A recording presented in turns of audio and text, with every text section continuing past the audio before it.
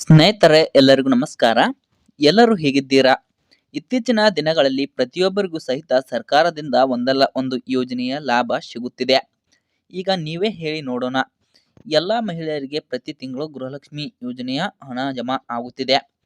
ಅದೇ ರೀತಿ ಅನ್ನಭಾಗ್ಯ ಯೋಜನೆ ಹಣ ಕೂಡ ಜಮಾ ಆಗುತ್ತಿದೆ.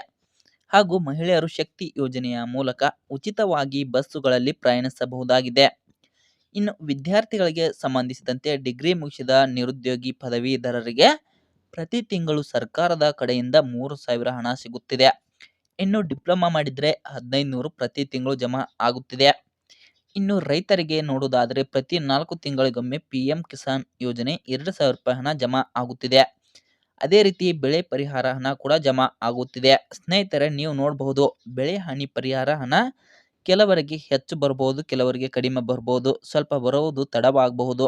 ಆದರೆ ಪ್ರತಿಯೊಬ್ಬ ರೈತರಿಗೂ ಕೂಡ ಬಂದೇ ಬರುತ್ತದೆ. ಸ್ನೇಹಿತರೆ, ಇದೀಗ ಕೇಂದ್ರ ಸರ್ಕಾರದ ಕಡೆಯಿಂದ ರೈತರಿಗೆ ಭರ್ಜರಿ ಗುಡ್ ನ್ಯೂಸ್ ಒಂದು ಬಂದಿದೆ. ಹಾಗಾದರೆ ಇದೀಗ ರೈತರಿಗೆ ಬಂದಿರುವ ಆ ಹೊಸ ಗುಡ್ ನ್ಯೂಸ್ ಯಾವುದಂತ ವಿಡಿಯೋದಲ್ಲಿ ತಿಳಿಸ್ಕೊಡ್ತೇವೆ. ಆದಷ್ಟು ವಿಡಿಯೋನ ಸ್ಕಿಪ್ ಮಾಡದೆ ಕೊನೆವರೆಗೂ ನೋಡಿದರೆ ನಿಮಗೆ ಎಲ್ಲ ರೀತಿಯ ಮಾಹಿತಿಯು ಅರ್ಥವಾಗುತ್ತದೆ. ಒಂದು ವೇಳೆ ನೀವು ವಿಡಿಯೋವನ್ನು ಸ್ಕಿಪ್ ಮಾಡಿ ಅರ್ಧ ತನಕ ನೋಡಿದರೆ ನಿಮಗೆ ಯಾವುದೇ ರೀತಿಯ ಮಾಹಿತಿಯು ಅರ್ಥವಾಗುವುದಿಲ್ಲ. ಆದ್ದರಿಂದ ವಿಡಿಯೋವನ್ನು ಕೊನೆಯ ತನಕ ನೋಡಿ. ಹಾಗೂ ಇಂತಹ ಹೊಸ ಹೊಸ ಅಪ್ಡೇಟ್ಗಳನ್ನು ತಿಳಿದುಕೊಳ್ಳಲು ದಯವಿಟ್ಟು ಪ್ರಶಾಂತ್ ಮೀಡಿಯಾ ಕನ್ನಡ ಯೂಟ್ಯೂಬ್ ಚಾನಲನ್ನು ಸಬ್ಸ್ಕ್ರೈಬ್ ಮಾಡಿಕೊಂಡು ಸಪೋರ್ಟ್ ಮಾಡಿ. ಸ್ನೇಹಿತರೆ, ಸಬ್ಸ್ಕ್ರೈಬ್ ಮಾಡಿದ ಎಲ್ಲ ನನ್ನ ಕರ್ನಾಟಕ ಜನತೆಗೆ ಧನ್ಯವಾದಗಳು. ಸ್ನೇಹಿತರೆ, ಎಲ್ಲ ರೈತರು ಪ್ರತಿ 4 ತಿಂಗಳಿಗೊಮ್ಮೆ PM ಕಿಸಾನ್ ಯೋಜನೆ 2,000 ರೂಪಾಯಿ ಹಣವನ್ನು ಪಡೆದುಕೊಳ್ಳುತ್ತಿದ್ದಾರೆ.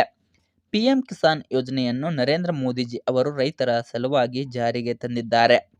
PM ಕಿಸಾನ್ ಯೋಜನೆಯಿಂದ ಎಲ್ಲ ರೈತರಿಗೆ ಬಹಳಷ್ಟು ಅನುಕೂಲವಾಗುತ್ತಿದೆ. ಸ್ನೇಹಿತರೆ, ನಿಮಗೆ ಗೊತ್ತಿರಬಹುದು, ಈಗಾಗಲೇ PM ಕಿಸಾನ್ ಯೋಜನೆ 18 ಕಂತುಗಳ ಹಣ ಎಲ್ಲ ಅರ್ಹ ರೈತರ ಖಾತೆಗಳಿಗೆ ಜಮಾ ಆಗಿದೆ.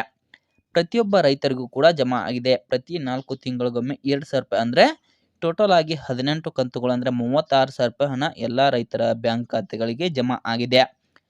ಇದೀಗ 19ನೇ ಕಂತಿನ ಹಣವನ್ನು ಬಿಡುಗಡೆ ಮಾಡಲು ಸರ್ಕಾರ ನಿರ್ಧಾರ ಮಾಡಿದೆ. ಸ್ನೇಹಿತರೆ, 19ನೇ ಕಂತಿನ ಹಣ ನಿಮ್ಮ ಖಾತೆಗೆ ಬರಬೇಕಾದ್ರೆ ನಿಮ್ಮ ಖಾತೆ ಮೊದಲು ಚಾಲ್ತಿಯಲ್ಲಿದೆಯಾ ಅಥವಾ ಇಲ್ಲವಾ ಅಂತ ಚೆಕ್ ಮಾಡಿಸಿಕೊಳ್ಳಬೇಕು. ಒಂದು ವೇಳೆ ಬಂದ್ ಆಗಿದ್ದರೆ ನಿಮ್ಮ ಖಾತೆಗೆ ಹಣ ಬರುವುದಿಲ್ಲ. ನಿಮ್ಮ ಖಾತೆ ಸರಿಯಾಗಿದ್ದರೆ ಯಾವುದೇ ಭಯಪಡುವ ಅವಶ್ಯಕತೆ ಇರುವುದಿಲ್ಲ. ಎಲ್ಲರ ಖಾತೆಗೆ ಹಣ ಜಮಾ ಆಗೇ ಆಗುತ್ತದೆ. ಇನ್ನು ಯಾವ ರೈತರು ಈ KYC ಮಾಡಿಸುವುದಿಲ್ಲವೋ ಅವರ ಖಾತೆಗೆ PM ಕಿಸಾನ್ ಯೋಜನೆ 19ನೇ ಕಂತಿನ ಹಣ ಜಮಾ ಆಗುವುದಿಲ್ಲ.